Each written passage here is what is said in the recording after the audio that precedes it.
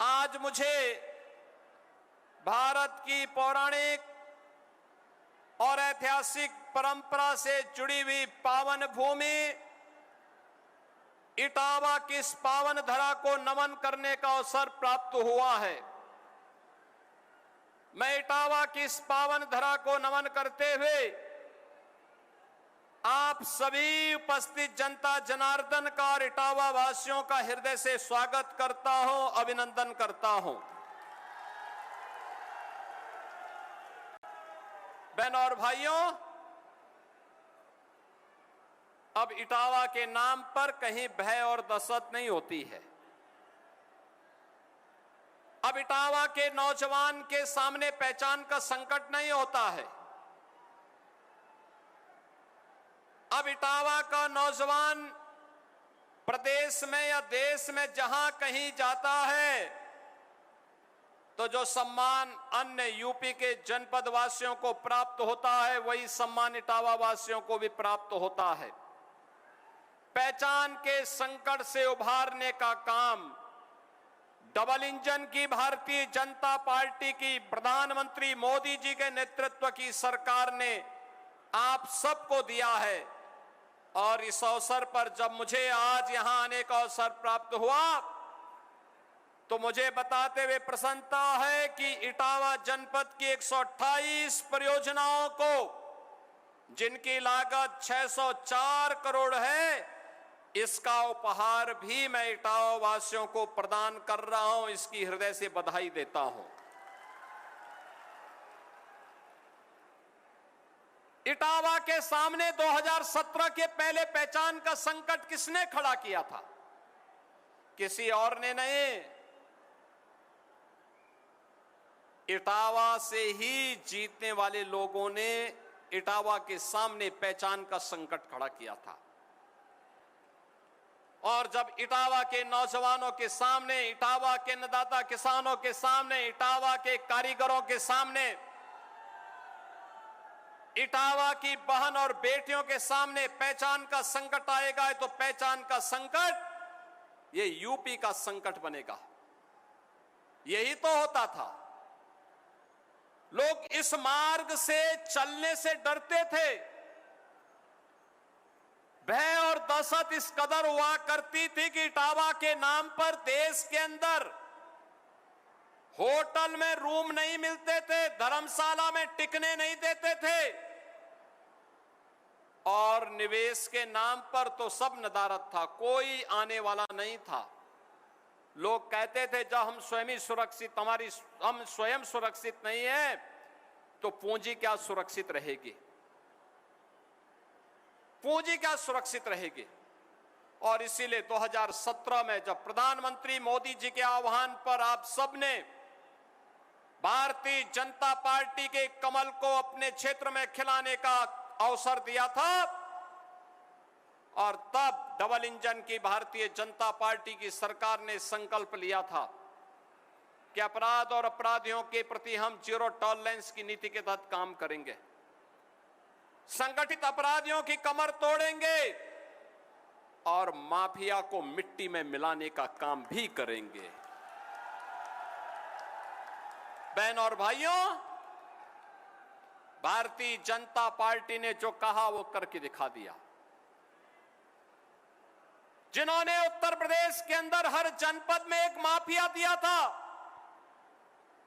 संगठित अपराध का गढ़ यूपी को बना दिया था, यूपी के नौजवान के सामने पहचान का संकट खड़ा कर दिया था, यूपी के किसानों को आत्महत्या करने के लिए मजबूर किया था, यूपी के कारीगरों को बेरोजगार बनाया था, और यूपी के अंदर अव्यवस्था, अराजकता, कर्फ्यू, दंगा, उपद्रव, इसकी पहचान यूपी के साथ जोड़ दी थी। आज यूपी का नौजवान, यूपी का किसान, यूपी का कारीगर, यूपी का नागरिक पहचान के उस संकट से उबर चुका है। लेकिन जिन्होंने संकट पैदा किया था, उनके सामने स्वयं पहचान का संकट आ खड़ा हुआ है। उनके सामने पहचान का संकट खड़ा हुआ है। अब उत्तर प्रदेश में उपद्रव नहीं, अराजकता नहीं, गुंडागिर्दी नहीं, वन डिस्ट्रिक्ट वन माफिया नहीं, बल्कि यूपी में अब one district one medical college है। हर जिले में एक medical college, one district one product है, वन डिस्ट्रिक्ट वन कुजीन है। अब यूपी के अंदर न उपद्रव है, न कर्फ्यू है, न दंगा है। यूपी में उत्सव है और यूपी में सब चंगा है। ये नए यूपी की नई कहानी है। जो लोग पहले आपसे 10 कदम दूरी बनाते थे 10 वर्ष पहले तक, आज आप कहीं जाएंगे कहेंगे मैं यूपी का हूं, मैं इटावा का हूं, मैं मैनपुरी का हूं, मैं आगरा का हूं, मैं जालौन का हूं, मैं फतेहपुर का हूं, मैं औरैया का हूं। किसी भी जनपद का आप बताएंगे, वह व्यक्ति आपसे दूरी नहीं बनाएगा, बल्कि उसके मन में आता है कि वह आपके नजदीक आए और आपको गले से मिल ले। यह आज आपकी पहचान है। एक समय यूपी से निकले हुए एक समाजवादी नेता ने जमीन से जुड़ करके कार्य किया था। सम्मानित मुलायम सिंह जी ने काम करने का प्रयास किया था, लेकिन बाद में सेफई सिंडिकेट ने उनकी पूरी मुहिम को परिवारवाद और वंशवाद की विष बेल में ऐसे लपेट दिया कि कोई नौकरी निकलती थी, वो सिंडिकेट उस पर हावी हो जाता था। यहां का नौजवान देखता रहता था, नौकरी नहीं, किसान को उसकी सुविधा का लाभ नहीं, श्रमिकों को उसके श्रमिक से, उसके श्रमदान से वंचित कर दिया जाता था। विकास के नाम पर लूट खसोट का जो दौर चला, उसने आपके सामने पहचान का संकट खड़ा कर दिया। यूपी को बीमारू राज्य बना दिया। देश की सबसे बड़ी आबादी का राज्य बीमारू हो जाएगा तो देश का क्या होगा? और यही होता था। आज बहनों और भाइयों, यूपी में न दंगा है, न कर्फ्यू है, न उपद्रव है, यूपी में न माफिया है, न संगठित अपराध है। अब हमारा यूपी उत्सव प्रदेश बनकर के उभरा है। हमारा प्रदेश अब बीमारू राज्य नहीं, भारत की अर्थव्यवस्था के ग्रोथ इंजन के रूप में उभरा है। और ग्रोथ इंजन की उसी कहानी को बताने के लिए आज मुझे इटावा जनपद में आने का अवसर प्राप्त हुआ है। उसी कहानी को बताने के लिए आज मैं आया हूं। अभी यहां पर इससे पहले जब मैं मंच पे आ रहा था, प्रोफेसर रामशंकर कठेरिया जी अपनी बात को कह रहे थे। उससे पहले हमारी प्रभारी मंत्री श्रीमती बेबी रानी मौर्य जी ने अपने भाषण में भी इस बात का उल्लेख किया, और यहां की लोकप्रिय विधायक श्रीमती सरिता भदौरिया जी ने भी जिन बातों का उल्लेख किया। बहनों और भाइयों, विकास का पैसा पहले भी था, लेकिन पहले एक सिंडिकेट का कब्जा था। वह सड़क नहीं बनने देती थी, वह पुल और पुलिया नहीं बनने देती थी, आईटीआई, पॉलिटेक्निक और शिक्षण संस्थान नहीं बनने देती थी। विकास के नाम पर लूट थी। गरीब को आज जो राशन मिल रहा है, इस राशन को कुछ चंद लोग डकैती डाल देते थे। गरीब को जो आज आयुष्मान की 5 लाख रुपए की सुविधा मिल रही है, इस पे कुछ चंद लोग कब्जा कर लेते थे। आज आपने देखा होगा, हम लोगों ने पहले बेसिक शिक्षा, माध्यमिक शिक्षा, शिक्षा मित्र अनुदेशकों को 5 लाख रुपए की कैशलेस की सुविधा दी। आज हम लोगों ने उच्च शिक्षण संस्थानों से जुड़े हुए सभी शिक्षकों और शिक्षणोत्तर कर्मचारियों के लिए 5 लाख रुपए की कैशलेस की सुविधा को जारी किया। प्रदेश में पहले से 10 करोड़ लोगों को हम इस सुविधा का लाभ दे रहे हैं। प्रदेश पहले भी था, लेकिन इस पर एक सिंडिकेट का कब्जा था। वह पैसा डकार जाता था।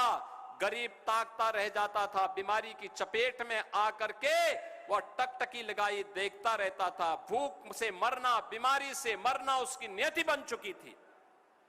नौजवान नौकरी के लिए भटकता था, इस सिंडिकेट का कब्जा होता था, नौकरी बिकती थी, नौकरी योग्यता के आधार पर नौजवानों को नहीं मिलती थी। यही तो होता था यूपी में।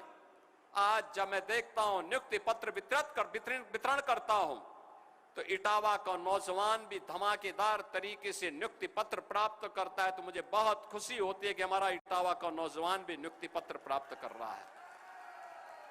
मैं पूछता हूं उससे कि भाई क्या कहीं से सिफारिश तो नहीं करानी पड़ी? कहता नहीं, अपनी योग्यता से आया हूं और हम तो धन्यवाद करते हैं कि योग्यता के आधार पर नियुक्ति आज हमें प्राप्त हो रही है। आज मैं देखता हूं यूपी की मेरिट सूची आती है तो यहां का नौजवान भी उस मेरिट सूची में आता है। अखिल भारतीय प्रतियोगी परीक्षाओं में यहां का नौजवान भी भाग लेकर के सफल होता है। 17 के पहले यह संभव नहीं था। आज जिन मंदिरों के सुंदरीकरण का कार्य हो रहा है, पैसा पहले भी था, लेकिन पहले यही पैसा कब्रिस्तान की बाउंड्री वाल के लिए चला जाता था। यह पैसा आपके मंदिरों के सुंदरीकरण के लिए नहीं मिलता था। 17 के पहले इस समाजवादी ब्रांड को आपकी आस्था की चिंता नहीं थी। 17 के पहले तो इनके जो नजारे थे उसको आप देख सकते थे। कावड़ यात्रा को ये निकलने नहीं देते थे, कावड़ यात्रा पे प्रतिबंध लगाते थे, श्री कृष्ण जन्माष्टमी के आयोजन को रोकते थे, रामनवमी के शोभा यात्रा पर इनके द्वारा प्रतिबंध लगाया जाता था, दुर्गा पूजा के पंडालों को नहीं सजने दिया जाता था, नहीं वहां पे आयोजन होने देते थे। लाठी डंडा उपद्रव शुरू हो जाते थे। आज तो दंगा नहीं हुआ पिछले 9-9.25 वर्ष के अंदर, कोई दंगा नहीं, कोई उपद्रव नहीं, कोई अराजकता नहीं, कोई गुंडागर्दी नहीं। 2017 के पहले बेटी और व्यापारी असुरक्षित थी। तमाम संभ्रांत परिवार, और पश्चिमी उत्तर प्रदेश के अंदर तो हालात ये थे, हर संभ्रांत परिवार अपनी बेटी को दूर रिश्तेदारी में या छात्रावास में भेजता था पढ़ने के लिए। बहन और भाइयों, आज बेटी सुरक्षित है, वापस अपने मां बाप के संरक्षण में रहकर के अपने घर से स्कूल जाती है, कॉलेज जाती है। व्यापारी अब अपने घर से प्रार्थना करके नहीं निकलता है कि प्रभु शाम को आऊं तो अपने बाल बच्चों का मुंह देख सकूं। आज व्यापारी भय मुक्त है, क्योंकि सरकार की घोषणा है कि बेटी और व्यापारी की सुरक्षा में सेंध लगाई तो 2 ही जगह होगी, या जेल होगी या जहन्नुम होगा, तय कर लो। अगर सुरक्षा में सेंध लगाने का काम किया तो तीसरी कोई जगह नहीं होगी। ये जो सैफई सिंडिकेट था, ये कभी भी इस प्रकार की घोषणाएं नहीं कर सकता था, क्योंकि गुंडे तो सब उनके साथ ही जुड़े हुए थे। उस समय तो कहावत ही चल पड़ी थी कि देख सपाई बिटिया घबराई। लोगों में कहावत चल पड़ी थी, और बदनाम इटावा होता था, बदनाम मैनपुरी होता था। करता था कोई, भरता था कोई। लोग आपको शक की निगाह से देखते थे। आज बहनों और भाइयों, कोई शक नहीं, कोई किसी प्रकार का संदेह नहीं। इटावा को भी वही सम्मान है जो लखनऊ वासियों को प्राप्त हो रहा है। मैनपुरी वालों को भी वही सम्मान है जो प्रयागराज वासियों को प्राप्त हो रहा है। कोई समस्या नहीं। विकास के कार्य अनवरत रूप से चल रहे हैं, और विकास किसी प्रक्रिया को बढ़ाने के लिए हम सब आज आपके पास आए हैं। 604 करोड़ रुपए की परियोजनाओं का उपहार आपको प्रदान करने के लिए आए हैं। और बहनों और भाइयों, इस 604 प्रकार की परियोजनाओं, 604 करोड़ की परियोजनाओं को इसलिए भी देना चाहते हैं क्योंकि हम पर कर्ज है आपका। आपने भारतीय जनता पार्टी पे विश्वास किया, भारतीय जनता पार्टी आप पे विश्वास कर रही है और विकास की उसी प्रक्रिया को आगे बढ़ाने के लिए। बहनों और भाइयों, आज आप देख रहे होंगे, आज फराटेदार तरीके से यहां पर एक नई व्यवस्था आगे बढ़ रही है। याद करिए, कभी स्वर्गीय मुलायम सिंह जी ने सिफई में ग्रामीण आयुर्विज्ञान संस्थान बनाने का एक निर्णय लिया था। 5 वर्ष तक अखिलेश जी भी तो मुख्यमंत्री थे, उनको फुर्सत नहीं थी इसको आगे बढ़ाने की, और हम लोगों ने यहां पर 500 बेडेड का सुपर स्पेशलिटी ब्लॉक 490 करोड़ रुपए की लागत से हम लोगों ने पैसा देकर के इसको पूरा करवाने का काम किया है। 232 करोड़ की लागत से 300 बेडेड गायनी ब्लॉक को भी यहां पे बनवाया है। अब यहां का आयुर्विज्ञान संस्थान तेजी के साथ आगे बढ़ रहा है।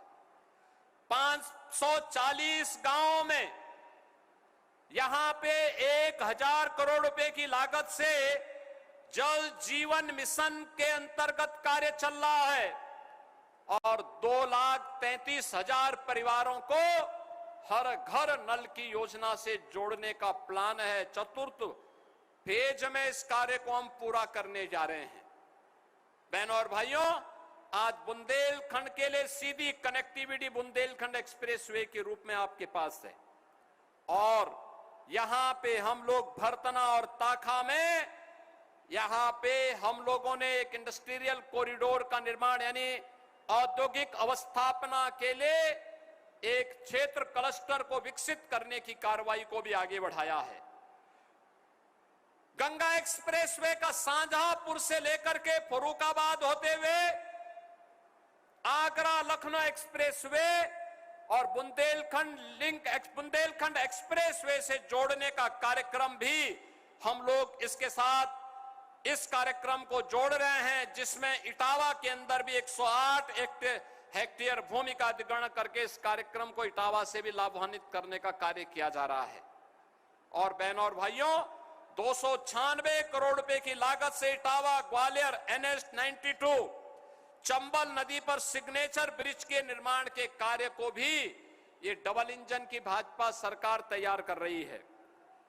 344 करोड़ रुपए की लागत से इटावा कन्नौज NH 91A का निर्माण कार्य प्रगति पर है और 228 करोड़ रुपए की लागत से इटावा से कर्री NH 92 के निर्माण का कार्य भी पूरा हुआ है। 74 करोड़ रुपए की लागत से कानपुर टुंडला रेल सेक्शन पर 2 लेन का फुटओवर ब्रिज का निर्माण, 79 करोड़ रुपए की लागत से यमुना नदी पर सेतु पहुंच मार्ग का और अतिरिक्त कार्य को यह भी प्रक्रिया में है। 800 करोड़ रुपए की लागत से इटावा में रेलवे फ्लाईओवर और बाईपास के निर्माण का कार्य भी चल रहा है। भरतना बाईपास के निर्माण का कार्य 69 करोड़ रुपए की लागत से चल रहा है। बकेवर लखनऊ सिंडोस मार्ग पर भी सुदृढ़ीकरण का काम चल रहा है। और बहनों और भाइयों, यहां पे कानपुर लायन सफारी इटावा के लिए भी बाईपास के निर्माण का कार्य के लिए भी धनराशि उपलब्ध करवाई गई है। ये सभी कार्य आज यहां के कार्यक्रमों को आगे बढ़ाने का काम कर रहा है। तो 90 करोड़ रुपए की लागत से पैरामेडिकल के आवासीय भवन का निर्माण के कार्य को भी हम लोगों ने यहां डबल इंजन सरकार ने स्वीकृति दी है।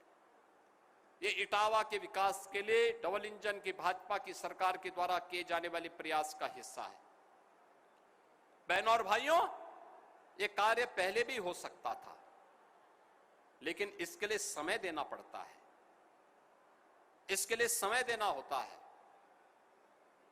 पहले समय कहां था? बबुआ तो 12 बजे सो के उठते थे, 2 बजे तक तैयार हो पाते थे, 5 बजे जिम चले जाते थे, 7 बजे महफिल जम जाती थी। तो जनता के लिए और विकास के लिए कहां समय था? और यही है कहानी जो पहचान का संकट आपके सामने और प्रदेश के सामने खड़ा हुआ था। बहनों और भाइयों, नौकरी निकलती थी 17 के पहले, चाचा भतीजे की जोड़ी निकल पड़ती थी। मेरिट के आधार पर नियुक्ति नहीं मिलती थी तो कोर्ट को रोक लगानी पड़ती थी। नौजवान नौकरी से वंचित। हर जिले में गुंडे और माफिया पैदा कर दिए गए थे। Sand mafia, land mafia, cattle mafia, forest mafia, इन्होंने जीना हराम करके रखा हुआ था।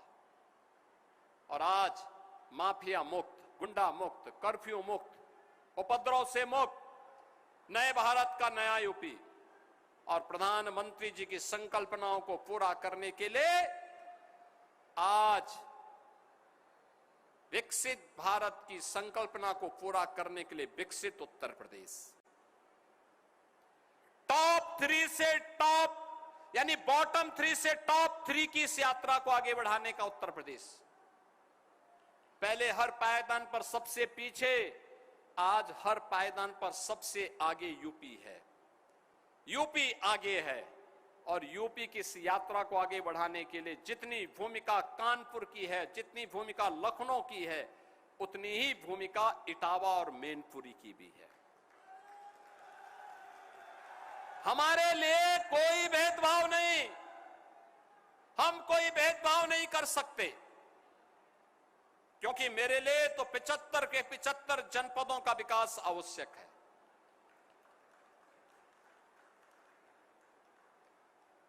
और इसीलिए तो प्रधानमंत्री जी ने जब कहा कि 4 ही जाति देश में हैं, एक गरीब है, एक किसान है, एक महिला है, एक युवा है, इसमें सभी जातियां आ जाती हैं। हर युवा के हाथ को काम मिले, रोजगार मिले, नौकरी मिले। पीएम स्टार्टअप की योजना, पीएम स्टैंड अप की योजना, डिजिटल इंडिया की योजना, मिशन रोजगार का कार्यक्रम, उत्तर प्रदेश के अंदर सीएम युवा उद्यमी स्कीम, 1 डिस्ट्रिक्ट 1 प्रोडक्ट, विश्वकर्मा श्रम सम्मान की स्कीम और मिशन रोजगार के अंतर्गत हर नौजवान को नौकरी का लाभ देना। प्राथमिकता के आधार पर सभी कार्यक्रम आगे बढ़ रहे हैं। कोई भेदभाव नहीं, कोई भेदभाव नहीं। जो नियम लखनऊ और गोरखपुर के नौजवानों के लिए है, वही इटावा और मैनपुरी के नौजवानों के लिए भी है। विकास का जो पैमाना वहां के लिए, वही पैमाना लखनऊ और इटावा का भी है। बहनों और भाइयों, हमने अन्नदाता किसानों के कर्ज माफ किए तो जितना गोरखपुर का हुआ उतना ही इटावा और मैनपुरी का भी हुआ। कोई भेदभाव नहीं। किसान सम्मान निधि का लाभ मिलना है लघु और सीमांत किसानों को, तो वह बराबर मिल रहा है। हमने कहा हम पॉलिसी लेकर के आए, हमने कहा कि हम निजी ट्यूबवेल धारक किसानों के कर्ज माफ करेंगे, तो पूरे प्रदेश में 16 लाख किसानों को पूरी तरह बिजली मुफ्त देने का काम किया। यहां नीति के आधार पर जब सरकार कार्य करती है तो नियंता भी सहयोग करता है।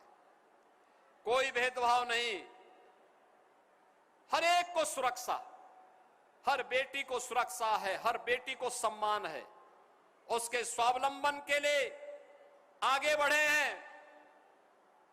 विरासत को सम्मान देने का काम कैसे होना चाहिए, आज आप देखते होंगे सैनिक स्मारक हो, शहीद सैनिकों के स्मारकों को सम्मान देने का काम हो, या फिर काशी में काशी विश्वनाथ धाम, अयोध्या में श्री राम जन्मभूमि में भव्य राम मंदिर का निर्माण, मां विंध्यवासिनी में मां विंध्यवासिनी मंदिर के कॉरिडोर का निर्माण, या फिर नेमी सारण्य में उसका भव्य स्वरूप, या मथुरा वृंदावन के विकास की एक नई कार्य योजना के साथ उसको आगे बढ़ाने का काम बिना भेदभाव के। राज्य पहले भी था, लेकिन पहले विरासत का भी अपमान होता था। पर्व और त्योहार को असमय रोक दिया जाता था, नौजवान के रोजगार पर डकैती पड़ती थी, अन्नदाता किसान बदहाल था, कारीगर बेरोजगार था और महिला और बहन और बेटी अपने आप को सुरक्षित महसूस करती थी। कैसे उत्तर प्रदेश आगे बढ़ता? आज डबल इंजन सरकार के नेतृत्व में कार्य हो रहा है और मैं आपको आश्वस्त करने के लिए आया हूं। बहन और भाइयों, इस विकास को और तीव्र करने की आवश्यकता है।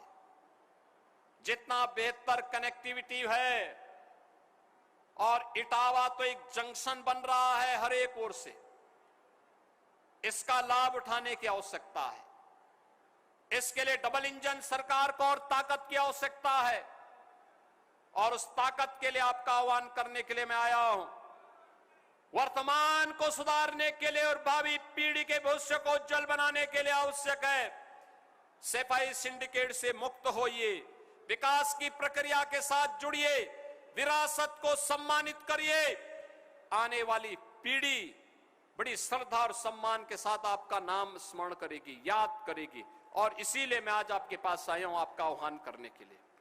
आज डबल इंजन की सरकार, ये समाजवादियों ने तो डॉक्टर लोहिया तक को नहीं छोड़ा।